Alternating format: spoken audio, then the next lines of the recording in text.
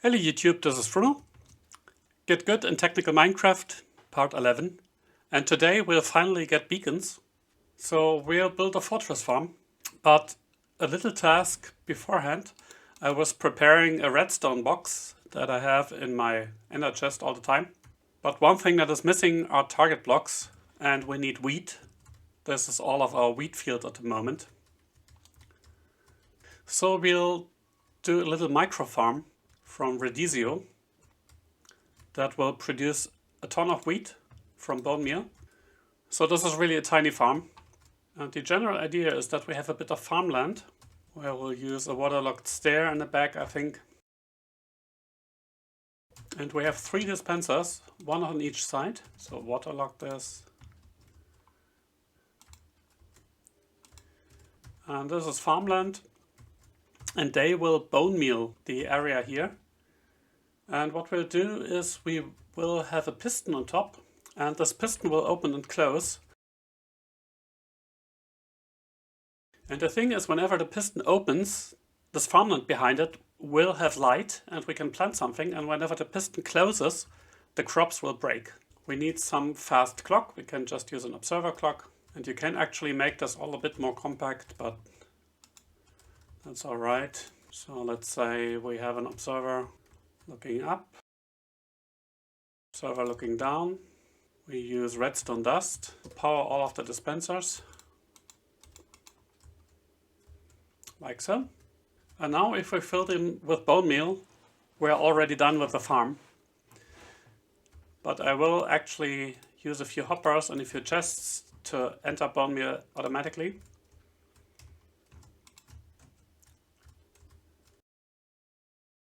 And I won't really bother with autocrafters right now. At the moment we don't need a lot of wheat.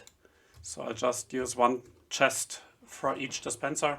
And we'll have a sticky piston and a lever that can stop the clock. So for example, this would be our sticky piston here. So we can disable this, enable it. Right, so nothing is powered. Now we just fill these chests with bone meal. And editing Bruno says that of course these dispensers will use the bone meal faster than the hoppers can provide it. So if you fill the chests, just wait a few minutes until the dispensers are full and then use the farm only until the dispensers are empty. There we go. And now we turn on the farm, grab our wheat seeds, aim here and hold right click, and hopefully we'll get wheat. If not, you have to click again. It's a bit kind of aiming thing. There we go. And the wheat comes in.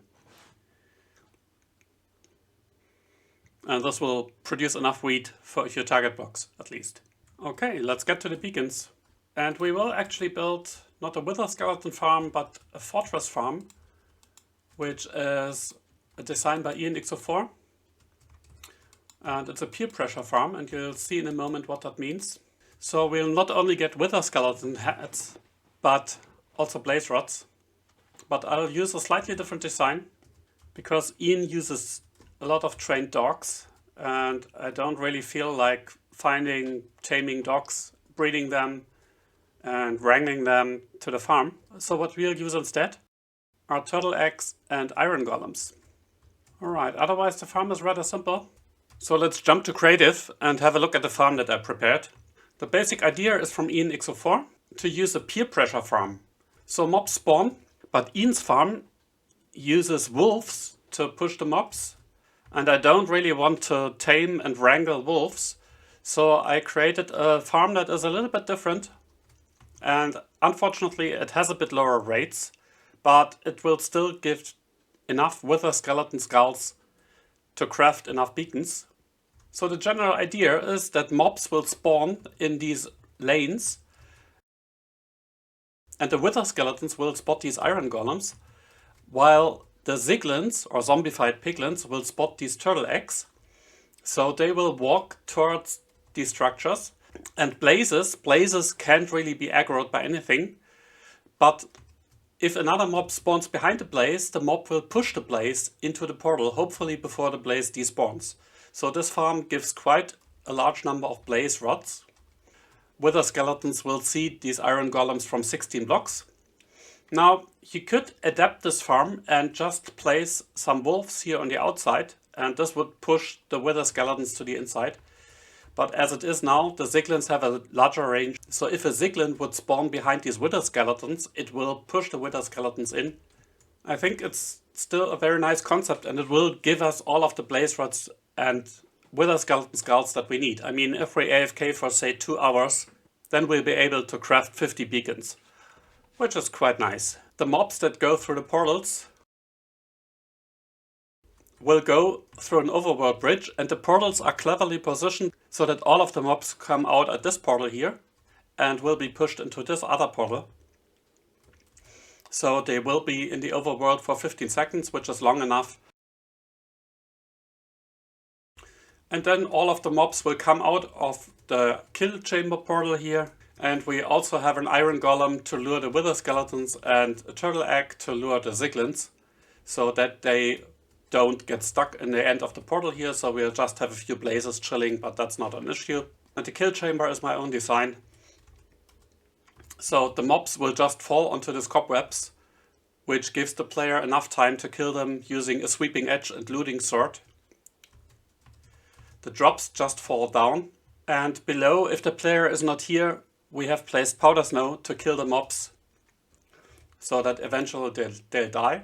And the drops, now we could just have them fall through and have a slime pusher at the bottom, but here I just placed a couple of double speed hoppers here that will pick up all of the loot. Loot falls down and will be moved by these slime pushers over the sorting area. And here we have item sorters and also crafters.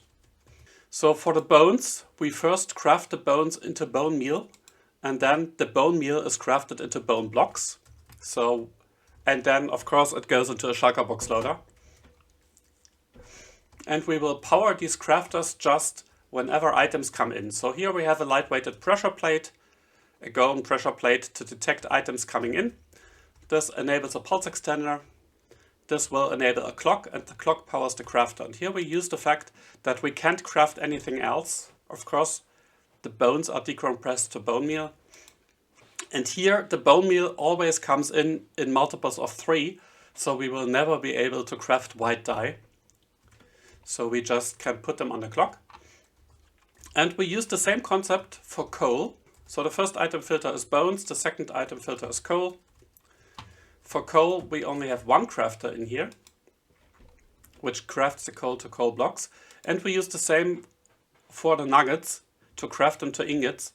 So we don't craft the gold to gold blocks, because simply this farm is too slow. You would have to AFK for, I don't know, a day to get a shulker box full of gold blocks.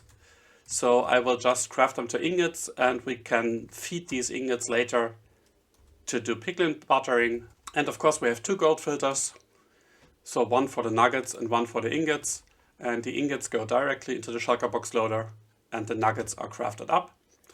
Then we have a slice for the wither skeleton skulls, and there I have just used a chest. So at a rate of something like 70 per hour, I think a double chest is enough. We don't need a shulker box loader, but I do have a shulker box loader for the blaze rods, of course, because we get quite a lot of them. So that's the sorting area. Here in the back, we use the signal strength independent filters, so we can put in 21 of the renamed filter items and only one item that is here, so we can pick up almost a full stack, which is always helpful if these items come in bunches. I'm not sure if this is strictly necessary here, but it's hardly any more effort than building the regular item filters. So I just got used to do always these signal strength independent item filters whenever I build item filters. The rates of the farm as I build it here are about 60 wither skeleton skulls per hour, along with 900 bone blocks and 800 blaze rods. We can bring the farm to full power by making 2 optimizations. One is to place a few wolves here at the end, which will push the wither skeleton that spawn outside to the inside. And the other optimization is to use a strider pen, which of course you can build right in the lava down there, which is easier, where you hold about 30 or 40 striders, this will, in a Soul Sand Valley, block the spawning of normal mobs. So you won't get any skeletons spawning here. And these skeletons can throw things a bit off, because the skeletons try to shoot the iron golem and then hit the blazes, and the blazes aggro on the skeletons and whatever. So a strider pen is easily built, and then you'll only get fortress mobs and not the normal skeletons, ghasts and whatever. And you see that we don't get all wither skeletons. So sometimes a few wither skeletons are chilling because they are outside of the range of the wolves. Of course you could add more wolves, but I figured that we get over 95% of the wither skeletons now. So that's good enough for me. With these optimizations the rates are almost doubled. So we get 1800 bone blocks and over 120 wither skeleton skulls, along with almost 1500 blaze rods per hour, which is quite nice. The gold is still rather inconsequential, 300 ingots per hour. But for that we have a gold farm. This farm here is to get wither skeleton skulls, bones and blaze rods. And this is editing chrono. It turns out that we need a bit of non-standard spawn proofing, because hitting ziglins will spawn in reinforcements. And in 121.1 and lower, this would mean we get some zombies. And 121.3 and higher, this means we would get other ziglins.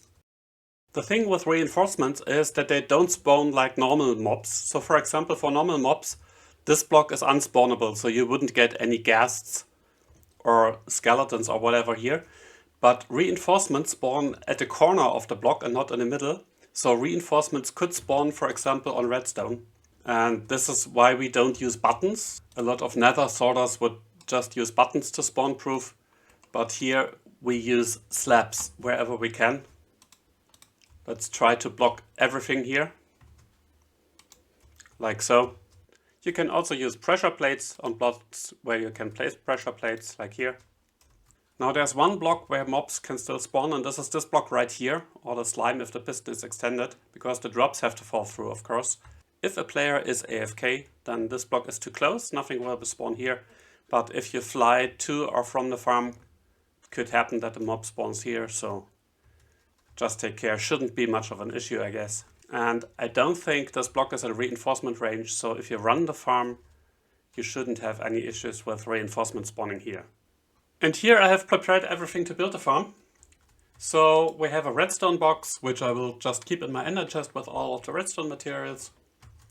One box each for the overworld bridge, for the kill area and for the spawn area. Of course we'll have to pick up nether bricks, which we will do in the fortress. So let's grab these boxes and get to work. So gathering and crafting all of the materials took about half an hour, but now we are well prepared. Of course we need a few ender pearls to get to the nether roof. And the crucial thing is to find a good location. Now if you want to know more about this farm, absolutely check out IanXOFours' video. He's one of the masters of his craft. He explains it really well, how it works. So all I did was a small modification to the spawning area and built a storage system. But for this farm it's absolutely crucial that you find a Soul Sand Valley or a warped forest with a fortress in it. So I have once again used chunk base. Let's just fly there, it's not far. So we need a nice open space, which is inside the bounding box of the fortress. And the best way to do this is to use mini hut. So here the yellow area is the bounding box of the fortress. We need the bounding box. We don't need these red inner structures. And here we have a nice open space where we don't have to spawn proof anything. So what we can do is use light medicar and just try to fit our space in. So the blocks over the spawn blocks, so these under these slabs, have to be in the yellow area in the inside of the bounding box. But otherwise we make it as high as possible. Okay, that's the way to go. So the slabs are just outside of the bounding box, the rest is inside. Now let's move this a bit. Now that looks good. Let's use this area. And now we'll just enable the mob switch and start building the spawning area here. It took less than 3 hours to build the whole farm, including material crafting and gathering. And that's really quite fast. for a farm that gives blaze rods and wither skeleton skulls. Here in the nether we of course started by taking a few of the nether bricks and then building the spawn platforms, adding the portals, adding the iron golems, which is really quite straightforward if you have an iron farm. To spawn the iron golem, just use any temporary block like netherrack between the walls, place at least one iron block on it, remove the temporary block, place the remaining blocks for the iron golems, which are the iron blocks and the carved pumpkins, and the golem will just fall into the space between the walls. Now the portals need to be very precisely positioned so that all of the mobs come out at one side of the overworld bridge and go to the other side. So what you do is you choose any directions. These portals go from east to west, so we choose either north or south. Let's say we use south. And then you take the position of the southern portal, which is this one, and the middle, the obsidian pillar between the two portals, and you go maybe one or two more blocks further to the south. So in this case, let's use this block, minus 1089 and Z 1238, and we multiply these coordinates by 8. And this has to be the coordinates of the first overworld portal where the mobs come out. And the Y coordinates for the overworld bridge is something like 150 or higher, which should work. And the bridge has to go in the same direction, in this case to the south. Otherwise the mobs will come out at both portals. For the overworld bridge, just go through the portal, break the generated portal, go to the precise positions that we just calculated, and build a bridge which is rather straightforward. We need a roof so that our mobs don't get damaged from rain. And once you have built a bridge, go back to the nether and try to go through all of the corner positions of the portals to make sure that all of the positions link to the overworld bridge that we just built. The next step is to go to the nether roof. So just build up, find a block that is at Y equals 127 and enter pearl up. Then once again go to the precise position of the center of our farm and scaffold up, and then use mini hut to find the correct height for the AFK spot. So I use mini hut to create a despawn sphere right where I'm standing, and I checked that all of the spawning area is included in the despawn sphere. So there we go. The corners are not cut. Actually I can go 2 blocks higher, I think, or even 3 blocks higher. Yeah, that's the ticket, that's how we want it. And rather important, nothing else of the fortress is in the despawn sphere, so we have no nether bricks that we have to spawn proof. We don't care about these normal blocks here, because we are in the Soul Sand Valley. Or if you want to calculate it, take the height of the spawning area, which in this case is Y equals 82. So these blocks that form the platform, not the slabs on top. Then add, in this case, 128 blocks. And this is the position of the block on which the player will stand, which are marked with a glowstone. And if you create a despawn sphere here, then you see that we just cut a bit of the corners, which is not a problem, because these mobs are unlikely to be pushed in anyway. Otherwise, all of the area here is spawnable because it's in the despawn sphere. And then you build your favorite sorting system. Of course, if you are pressed for time, you could use the inventory to sort, so don't build any sorting system at all. But I think that the bones and the coal are quite valuable, and of course you get a ton of blaze rods. So I think it's a good idea to invest the 30 minutes or 40 minutes that it costs to build a decent sorting system. And just like that, the farm is done. Took about 2 hours to build, so I turned off the mob switch, and very soon now we should see the mobs coming in. Takes a while until the bridge is filled, of course. So I will start hitting, and I hope I get everything that we need to set the filters, because the filters are still filled with dummy items.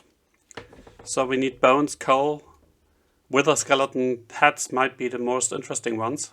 So you can of course use FreeCam to check how the farm is operating. So let's just go down. There we go. Looking good. Of course these guys here are chilling. They will only be pushed in if the Ziglins spawn outside there, or if we place wolves later on. There we are. We got a wither skeleton skull. Of course we don't have the beacon yet, because we don't have enough skulls. But this should be only a matter of minutes. Until then we need to step away from the armor stand from time to time and eat, so that we don't die from starvation. Alright, let's set the filters. It's a few minutes later. We got the first 3 wither skeleton skulls. Time to add a beacon. Now, I will try to add the beacon not over the farm. The farm is this area. We will worsen the height map. I don't really care too much about the sorting system because it's reasonably small and the farm isn't perfect anyway, but we can build the beacon until up to 50 blocks away, so we'll do that. Well, this is the end of the episode. I will finish the beacon and AFK a bit here. Thanks for watching. Leave a like if you want to see more content like this. Please subscribe so that you don't miss any of my videos, and see you next time. Bye bye.